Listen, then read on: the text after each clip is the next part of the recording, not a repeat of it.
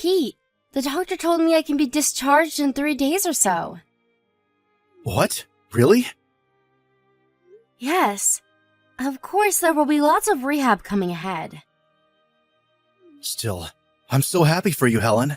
You can finally sleep in your own bed. It's been 3 months since I was home last. It was a long 3 months. This was all my fault. I told you to stop it, honey. I'm glad it was me and not you.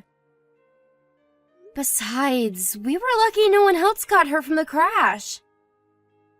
But you are bound to a wheelchair now because of me. I can't tell you enough how sorry I am. I know being sorry won't cut it. Hey, you've apologized enough already. I really don't blame you or anything. Your late mother would be so furious of me. I promised her that I would protect you. I am your only family, and now I have hurt you. It was an accident. You learned your lesson the hard way not to speak too much. You now know what happens when you do. Absolutely. I'm so sorry. Okay, that's the last time you're going to say sorry. So, are you picking me up, or what? Of course I will. I will carry all your stuff. I will reserve a wheelchair-friendly cab or limo service. There's no way I'm driving with you in the back, at least for a while. Okay. I think they will let me go around noon. I'll let you know when I find out the details. Sounds good. Are you sure you're not busy, though? I know you're in the middle of an important project. Everyone knows what happened. Even the CEO told me to take good care of you and personally gave us a get well package. They would make me go even if I said no, which I won't, of course. Wow. How nice of everyone and your CEO.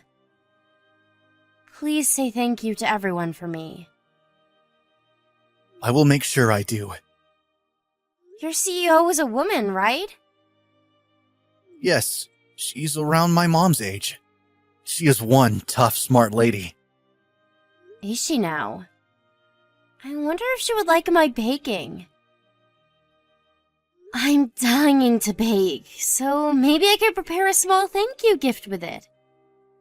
I hardly ever see her, though. It was actually the first time I've ever spoken to her when she gave me the package. It's quite famous that she is a serious camper. Camping. I don't know what I could give back that's related to camping. Do you know if she has any food preferences? I don't know. I can ask around if you want me to. Yes, please do. By the way, how is our apartment? Have you been cleaning at all? I will. I will tidy up so you can get around in your wheelchair. Well, meaning you haven't been, have you? But I understand it has been very hectic these past months. You were going back and forth between home and the hospital and work. You don't have to get everything done before I come back. I'm going to make time tonight. I want to make sure everything is in the right place for you. It's the least I can do. Thanks. I'll let you get back to work. Okay. Good luck with the last bit of your hospital life. If you can, please pack or gather items I can start to take home. I can't come see you today, but I plan to tomorrow. Pete, are you coming home soon? I'm still at work. I see. Can you please let me know when you are working late? I've been working late this whole month. Can't you guess? I assumed you would be, but then sometimes you come home early. I'd like to know when I need to prepare your dinner. It takes a long time for you to cook lately. Well, why do you think? I'm cooking from my wheelchair. It's been 6 months since you got out of the hospital. When do you think you'll be able to walk?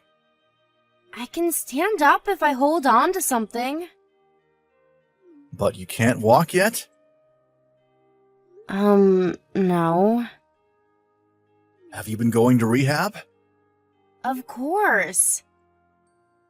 The doctor said you'd be able to walk through rehab. Are you sure you're working hard enough? I am doing my best here. How can you say something like that? We've only been able to go to barrier-free places. Where we can visit is very limited right now because of you. I really wanted to go camping this summer too. What is the matter with you? What? Your attitude towards me. You've become so mean to me lately. It's not like I prefer to be in this wheelchair. Oh, what are you implying? You're saying it is my fault after all? No, that's not what I'm saying. I understand that it's stressful being around someone who can't walk. But I think you can be a bit more considerate, at least. I feel very isolated from society as it is. Especially now that you've become very busy. I'm lonely. You know I have a huge project to handle. Yes, I know that. But you've been going out on your own on the weekends, too. Do you not want to be with me anymore? It's not like that. Sorry. I've been overwhelmed with everything that's been going on. I didn't mean to be so hard on you. It's okay. I understand. You are a very outgoing person, so not being able to move around freely must have been very stressful for you. Yes, but it can't be helped. I should have managed my feelings a little better. It's not your fault, Helen. I'm sorry. Hey, let's go camping. Huh? I don't think that's possible. Of course it is. There are many camping resorts nowadays. We can find one that is handicap friendly. I mean, I would still need a lot of help from you. I will gladly help. Okay then. We'll go as soon as your project settles down a bit. I will handle the booking and packing. Are you sure you want to go? Yes, I am. I want you to be able to enjoy summer, and I need to get out too. It would be a good opportunity for me to learn how to get around outdoors. Thank you, Helen. I know I'm being selfish. You are not being selfish, Pete. Besides, I'd prefer for us to have a good time together than to have our marriage fall apart. Don't you agree? Our marriage wouldn't fall apart. It felt like it was going to soon. You were never home and hardly spoke to me. I was starting to think you might be interested in someone else. Someone else? No way! I guess I still feel very guilty of what happened to you.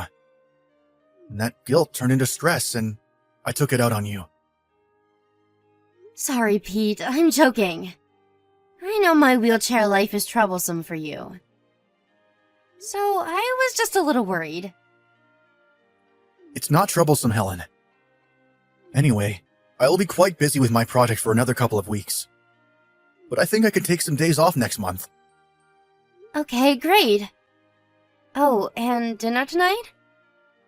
No thanks. I'll grab something to eat here. Okay. I'll be heading to bed soon. Don't work yourself too hard. What is going on, Pete? Where are you? Why did you leave me here? I thought we were headed to the resort. I don't even know where I am, and it's getting dark. No one is around. Please come and get me. Tell me, Helen, how much battery do you have left on your smartphone? Huh? Oh my god, I only have 1%. Why? I had it charged all night. Your charger was probably loose. Why are you laughing? You threw me off the car in the middle of the woods. You didn't even leave me my wheelchair. Your wheelchair would get you nowhere in those woods anyway. Pete, come back. Did I do something? Please, I'm begging you. You should crawl back home. What? It would be good training for you.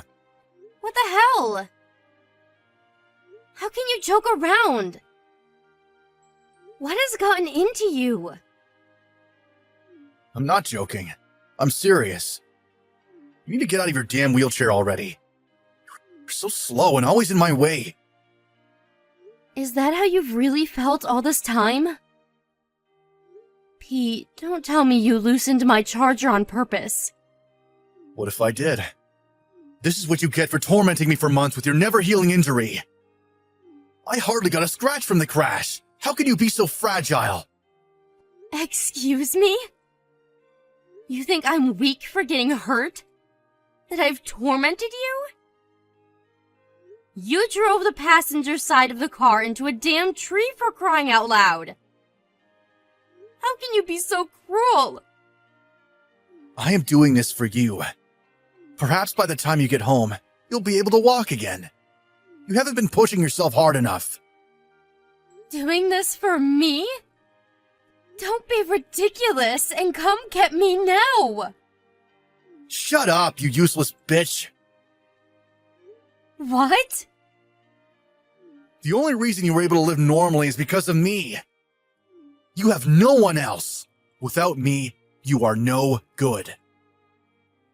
Pete, what has happened to you? So you just want to get rid of me now? Yes? Despite me taking care of you, all you do is whine. Why are you not home yet? Why are you so mean? Blah, blah, blah. You think it's okay to whine because you feel sorry for yourself, don't you? I do not feel sorry for myself. Pete, I don't have any more battery. Please, help me.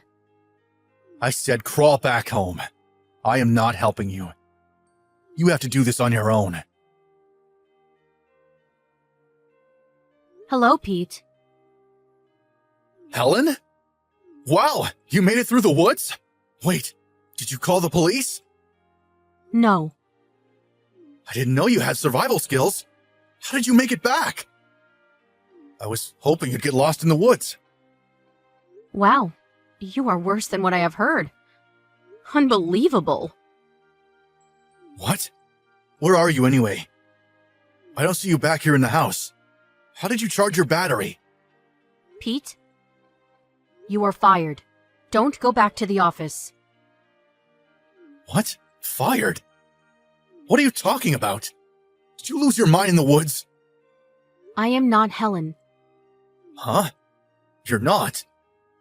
But you're messaging me on Helen's smartphone. I rescued Helen and took her to a safe place. Oh, you did? What do you want? Did you contact me to tell me how horrible I am? This is between husband and wife. You should mind your own business. But you really are horrible. You had her injured because of your reckless driving in the first place. I said stay out of it! Who the hell are you anyway? I don't know what Helen told you, but it is none of your business. Or what? Are you saying you will take care of my crippled wife? If that's the case, sure, I'm all eyes and ears. Have you been reading what I sent? Huh? I said you are fired. I'm Carla Morrison, your CEO. Miss Morrison? You're joking, right? No, I am not. Why would you have my wife's phone? You have to be told the same thing twice to understand what I am saying? I said I rescued your wife. You do know that I like to spend my free time camping, don't you? Yes, I am aware. I never thought you'd run into my wife in the woods. I hope she hasn't been too much trouble for you. Sincerest apologies. If at all, she is not the reason for trouble. You are. Did you leave her knowing people get lost in those woods all the time? You must have a serious problem. She can't even move without her wheelchair. There is a legitimate reason for all of this. Is there now? I don't know what she has told you, but she hasn't been going to rehab. So I was angry, you see? This was all just a fight between a husband and a wife. I left her because I wanted her to get better. I took her to the hospital myself. Her doctor said she hadn't missed a session since she's been discharged. The reason why she can stand now is because she worked hard. Well, yes, but that's really recent she's become able to do that. Then that means she has been working hard, right? Where is the legitimate reason you were talking about? Besides, you haven't been looking for her this past week. You know, I've had my eyes on you. You've been going to another woman every day you left Helen because you didn't want her anymore. You've misunderstood. I'm not cheating on Helen. This woman is just a close friend. You sleep with all your close friends? Don't make any more excuses, because I have the proof here. Have you forgotten that your own company provides services to the handicapped? I am shocked that my employee has abused his own handicapped spouse. I never meant to abuse Helen. None of this is acceptable. We will be discussing how to deal with you tomorrow at the board meeting. You are to stay put until you get further notice from the office. Wait, please. Mrs. Morrison, I am so sorry. I will never treat my wife the same way ever again. Please forgive me. You don't need to ask me for forgiveness. But you should apologize to your wife. Of course I will. Please reconsider. Hi, Pete. I got my phone back from Miss Morrison. Helen, I am so sorry.